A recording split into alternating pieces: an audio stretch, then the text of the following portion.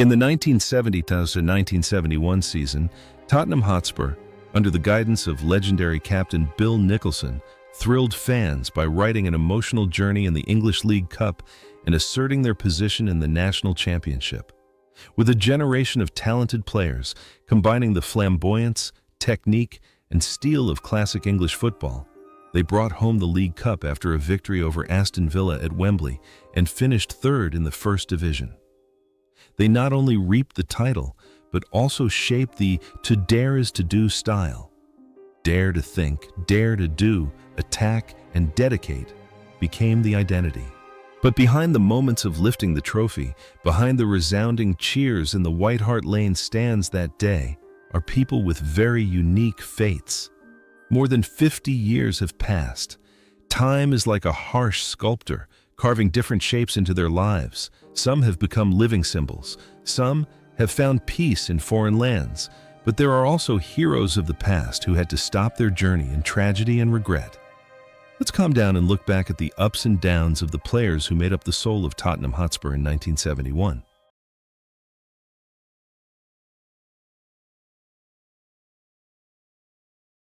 Cyril Knowles, a 26-year-old left-back for Tottenham in 1971, was the epitome of the modern full-back, solid in defense, but also keen to get forward to help attack.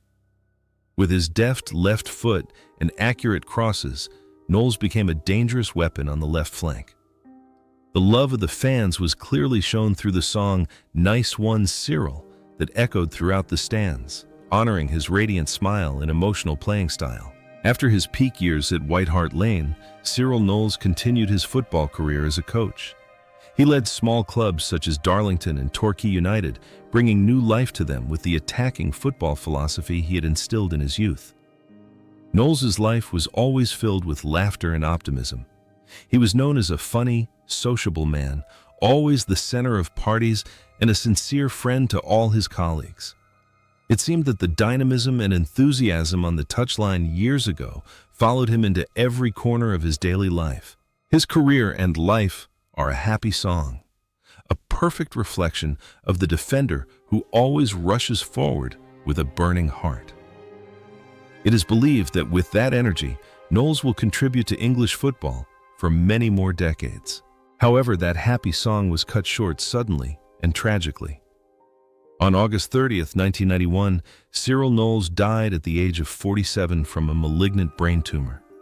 His passing at such a young age left behind an endless grief. "Nice One, Cyril" is still sung, but now it carries with it the everlasting memory of a talented and ill-fated defender.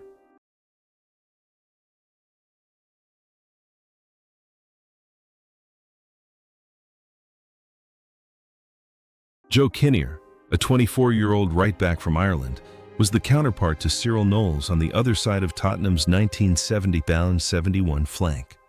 Tough and full of fighting spirit, Kinnear did not rely on fancy techniques, but on strength, speed, and determination to play. He was a silent hero, always ready to take on the most difficult tasks to protect the goal, contributing to the perfect balance of the Rooster defense. Kinnear's playing career, however, ended prematurely at the age of 30 after a serious knee injury. But as one door closed, another opened. He became a charismatic manager, best known for his spell at Wimbledon, the so-called Crazy Gang, and later for his turbulent years at Newcastle United. Kinnear's life was never short of headlines. He was known for his outspoken, sometimes fiery personality and his unabashed comments. But behind that tough exterior was a man who loved football passionately, a devoted husband and father who tried to protect his family from the storms of public opinion. The image of a warrior on the pitch seemed to have been fully applied to his life. Kinnear fought on the pitch, fought on the bench, and finally fought his illness. In his final years, he faced vascular dementia, an opponent he could neither tackle nor stop, and the journey of that warrior finally had to stop. On April 7, 2024, Joe Kinnear passed away at the age of 77.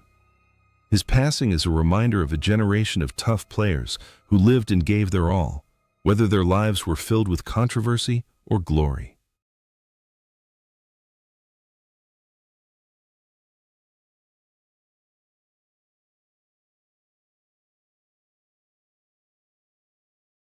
Alan Mullery, a natural leader and Tottenham captain in 1970-71, at 29, was the heart and soul of the team. He was not only strong in the tackle, but also had a thunderous shot from distance. Mullery scored in crucial finals, always lifting the team's spirits in the most difficult moments. He embodied the desire to win and the spirit of never accepting defeat. After leaving Tottenham, he returned to Fulham and had a successful career as a coach and TV pundit. However, Mullery's life was not all rosy. He bravely spoke publicly about his battle with depression and post-retirement anxiety, psychological problems that were rarely discussed at the time.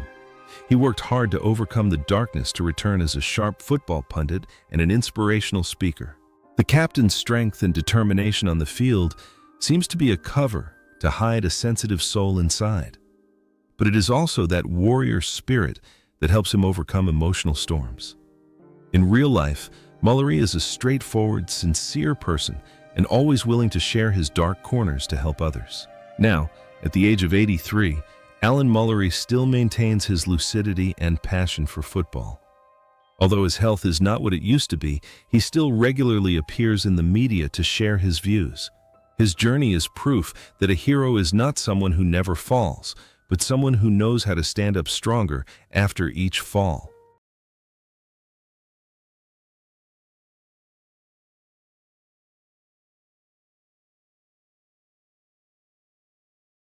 Pat Jennings, the legendary goalkeeper from Northern Ireland, begins his story as Tottenham's goalkeeper in the 1970-71 season. At 25, he was an impenetrable wall, distinguished by his giant hands and incredible composure. Jennings not only blocked powerful shots, but also turned each tackle into an art form. As the last line of defense and the unwavering faith of his teammates, he kept clean sheets in many important matches, helping Tottenham to the brink of glory. Pat Jennings' career was a long and illustrious one. He continued to play for Tottenham for many more years before making a big splash by moving to arch-rivals Arsenal. However, Jennings' talent and personality were so great that he was revered by both sides of London. He played at the top level until the age of 41, setting a world record for the number of appearances for the national team at that time, and even participating in the 1986 World Cup. Pat Jennings' personal life was as calm and steady as his way of catching the ball. He was a family man, away from the scandals that are common among footballers. After retiring, he devoted his time to his passion for golf and charity work, always maintaining a gentle smile and the modesty of a gentleman. There is a strange connection between Pat Jennings on the pitch and off. If in goal, he is a solid support for his teammates, then, in real life, he is a spiritual pillar for his family and a model ambassador for football. His calm, unpretentious personality has carried over into his life, helping him to pass smoothly through his post-career years. Today, at 79, Pat Jennings is still a living legend, a regular at Tottenham Stadium as an advisor and ambassador. His hair has turned white, but the giant hands that once frustrated the world's best strikers are still there, waving to the fans in absolute respect.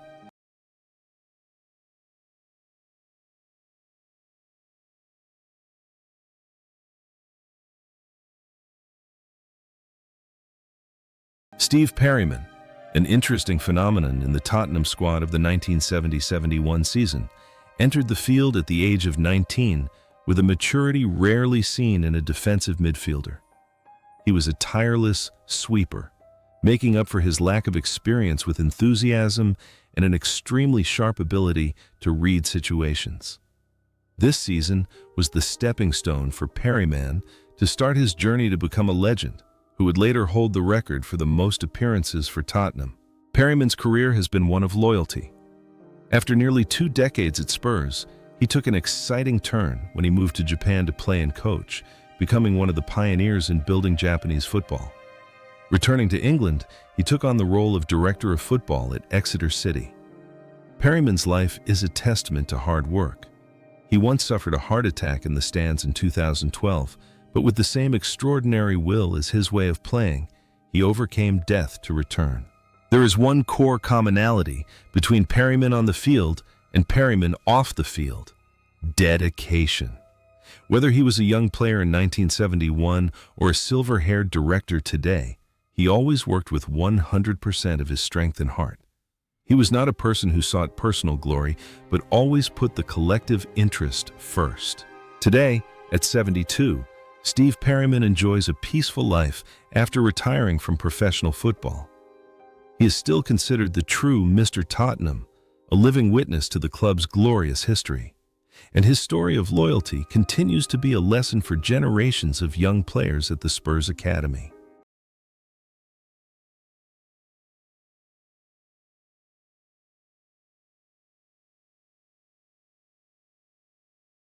Martin Peters, the brains of Tottenham in the 1970-71 season, shone at the age of 27 like a true genius.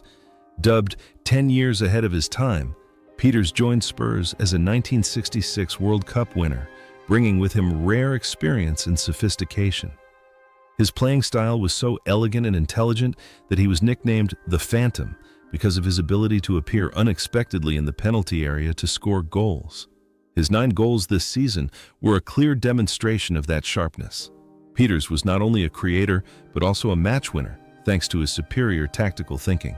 After leaving Tottenham, Peters continued playing for Norwich and Sheffield United before retiring. He chose not to take the noisy coaching path, but instead worked in the insurance industry and later became a football ambassador. Martin Peters' personal life was that of a typical British gentleman, polite, discreet, and humble.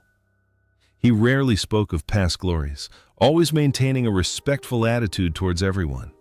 Peters found joy with his family, in peaceful afternoons, a complete contrast to the excitement of the stadiums he had conquered. His intelligence and composure on the pitch are a reflection of his true self off the pitch. A man who does not need to be noisy to be noticed, his value lies in his efficiency and class. He lives a full life, respected not only for his talent, but also for his noble character. However, in the last years of his life, the genius's brain was eroded by the terrible Alzheimer's disease. On December 21, 2019, Martin Peters passed away at the age of 76. His departure left deep sadness for English football, but the memory of a gallant midfielder who elevated the art of moving without the ball will be immortal forever.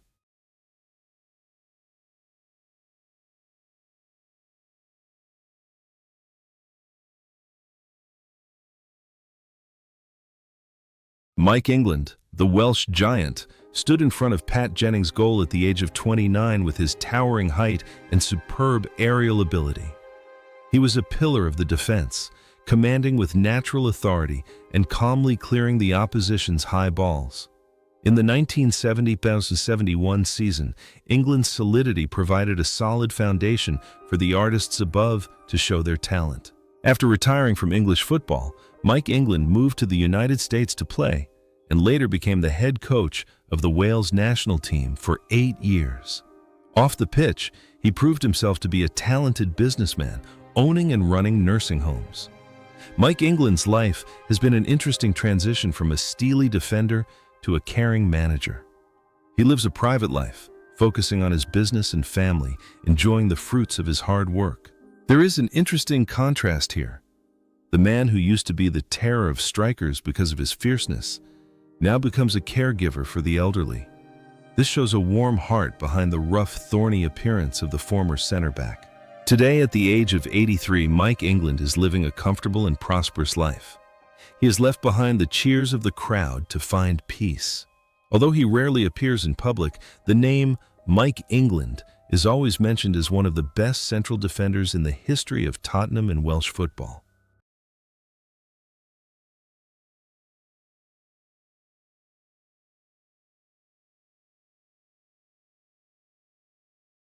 Martin Chivers, the brightest star in Tottenham's attack in the 1970-71 season, shone brightly at the age of 25 with the nickname Big Chiv.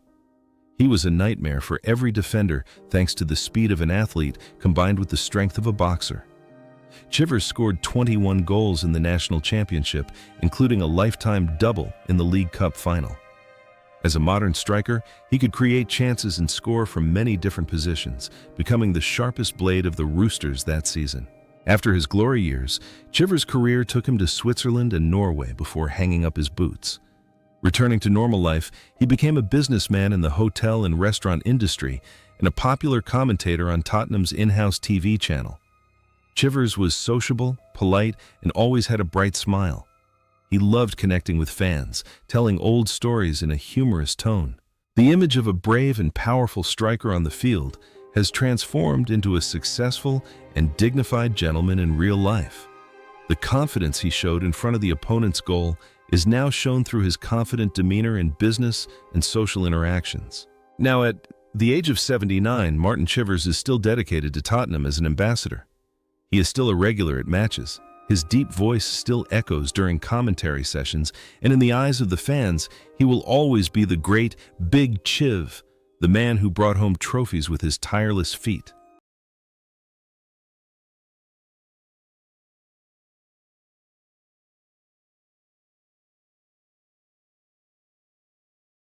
Alan Gilzean, the king of White Hart Lane, shines at the age of 32, although not as agile as when he was young, but he has a great intelligence. He plays as a second striker, creating a wall and assisting Chivers to score. Gilzean's backheaders and delicate touches have become his own trademark. He is the perfect piece, the glue that holds together the attacking style of the entire Tottenham team. However, Gilzean's post-retirement life is shrouded in mystery. After hanging up his boots, he almost completely disappeared from the football world and the public. It is rumored that he worked as a truck driver, lived a simple working life, and cut off contact with his old club for decades. He chose solitude, away from the halo that he was once the center of attention. It was not until the last years of his life, thanks to the team's efforts to connect, that he returned to White Hart Lane to the applause of the fans. It was a moment of forgiveness and healing.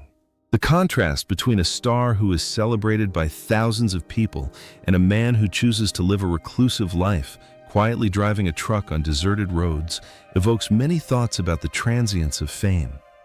Gilzean is an artist on the field, but off the field, he is a man with many hidden thoughts. However, that reunion was short-lived.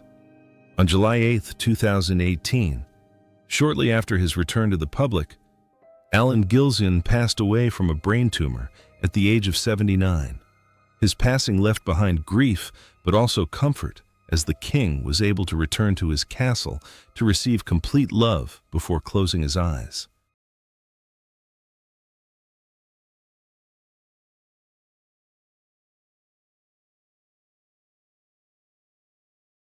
Phil Beal, Tottenham's 26-year-old centre-back in the 1970-71 season, was a good partner for Mike England, creating a solid steel wall in front of the goal. If England was the giant dominating the space in the air, then Beal was the silent hero on the ground. Without being noisy or ostentatious, he always extinguished potential dangers before they broke out.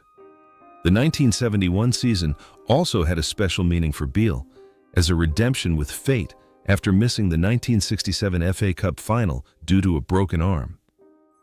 That year, Phil Beal played the entire match and became a key factor in helping Spurs keep a clean sheet in many crucial matches. Phil Beal spent the best years of his life at Tottenham before moving to Brighton and then the NASL.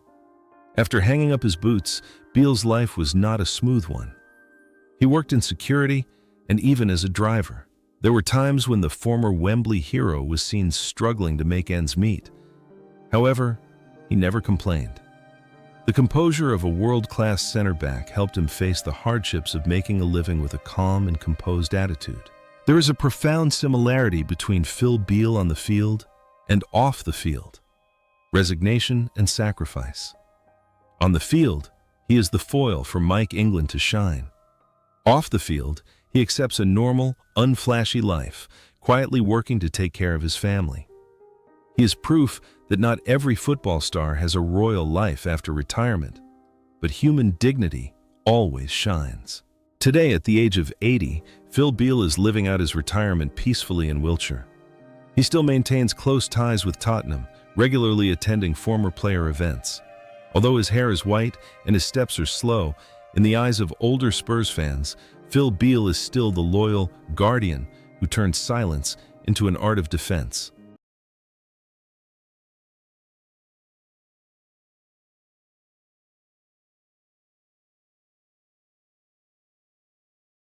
Roger Morgan, Tottenham's 24-year-old left winger in the 1970-71 season, was a worthy replacement for the legendary Cliff Jones.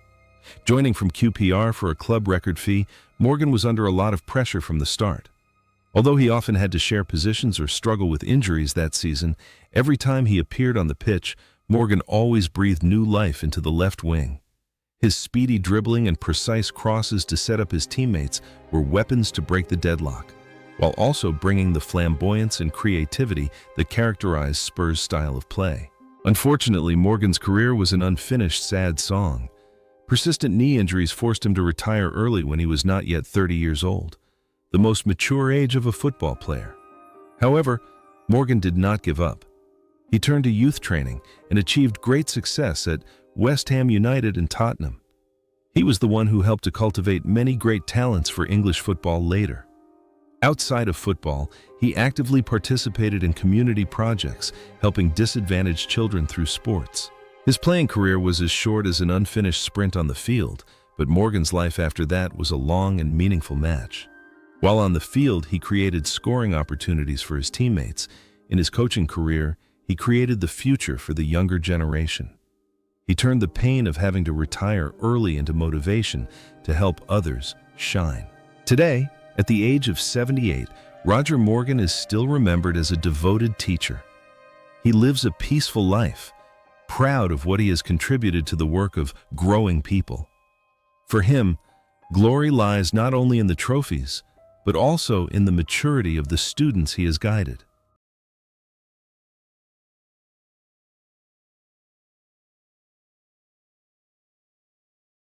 Jimmy Pearce, a 23-year-old winger striker, a homegrown product of Tottenham, was the epitome of hard work and versatility in the 1970-71 season. He emerged as a luxury super sub and was trusted to start the League Cup final against Aston Villa. Although he lacked the technical prowess of other stars, Pearce made up for it with his tenacious fighting spirit and absolute discipline. He was the kind of player every coach craved, never complaining and always getting the job done. Jimmy Pearce is one of the rare cases who spent almost his entire peak career with Tottenham before moving to the US for a short time. After retiring, he chose a very normal life right in North London. He did not pursue a professional coaching career, but worked in the sports business and participated in local activities. Pearce is a private person who values family and neighborhood. Pearce's loyalty and diligence on the pitch are a reflection of who he is off the pitch, a model citizen, a trustworthy man. He doesn't need the limelight to be happy.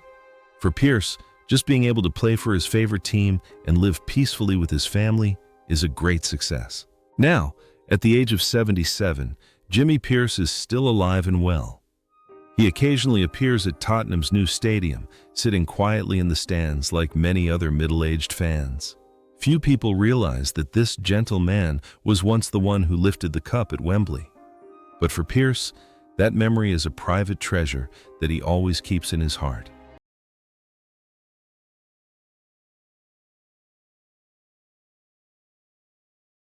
John Pratt, Tottenham's 22-year-old central midfielder in the 1970-71 season, was the image of a diligent worker in the midfield. That season, Pratt was often used as a strategic substitute or to reinforce the midfield when the score needed to be preserved. He did not stand out for his assists or goals, but was a quiet cleaner, running tirelessly, fighting fiercely, and creating a platform for artists like Pearce or Mullery to create freely. Fans loved Pratt for his dedication and steady demeanor, calling him Mr. Reliable. After leaving Spurs, Pratt moved to the US to play for Portland Timbers and then returned to work on Tottenham's coaching staff for many years. He has been associated with the club in many roles, from player, assistant coach, to ambassador. In real life, Pratt is funny, straightforward, and very worldly. He has the ability to tell engaging stories, often the center of conversation with interesting behind-the-scenes stories about the golden era of English football. John Pratt brings his spirit of service from the pitch to life. In every role, he works hard for Tottenham Hotspur. He is the link between the past and the present, the keeper of the team's tradition. His enthusiasm has never faded over the years. Today at 76, John Pratt remains a familiar figure in the Spurs community. He still participates in commentary, analyzing matches from an insider's perspective. His life is a testament to unrequited and enduring love for a single flag and color.